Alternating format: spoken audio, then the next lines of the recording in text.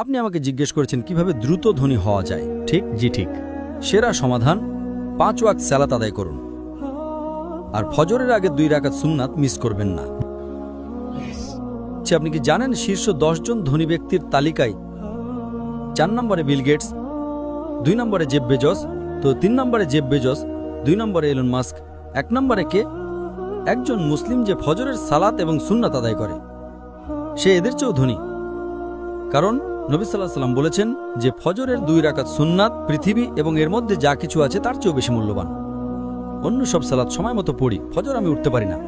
তো আমি তাকে বললাম, আপনি তো একজন ব্যবসায়ী, ধরুন আমি আপনাকে বললাম কাল সকাল ভোরে 5টায় একটা ব্যবসার ডিল আছে যেখানে আপনি $1 মিলিয়ন পাবেন, আপনি কি সেই ডিলে যাবেন? আপনি বললেন হ্যাঁ, কিন্তু আপনি তো সকালে উঠতে পারেন না। না না না, $1 মিলিয়ন জন্য আমি ঘুমাবই না।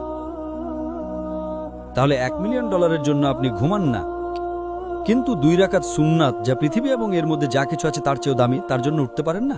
ফজরের সালাতের মূল্য কত ভাবুন। সমস্যা হলো আমরা হাদিস শুনি কিন্তু বিশ্বাস করি না, কোরআন পড়ি কিন্তু বিশ্বাস করি না। আল্লাহ বলেছেন, তাই আমি বলি আমি কখনোই আমার ফজর মিস করব না, এমনকি আমার সুন্নাতও মিস করব না। কেউ আমাকে $1 মিলিয়ন দিলেও না। আপনি কি জানেন সেরা ব্যবসা কোনটা? আল্লাহ সূরা বাকারা 2 নম্বর অধ্যায়ে 261 নম্বর আয়াতে বলেছেন, যদি আল্লাহর পথে একটা শস্যদানা দান করেন, আল্লাহ আপনাকে 7টা শীষ দেবেন এবং প্রতিটাতে 100টি করে দানা থাকবে। তার মানে একটা দানা 700 গুণ হয়ে যায়।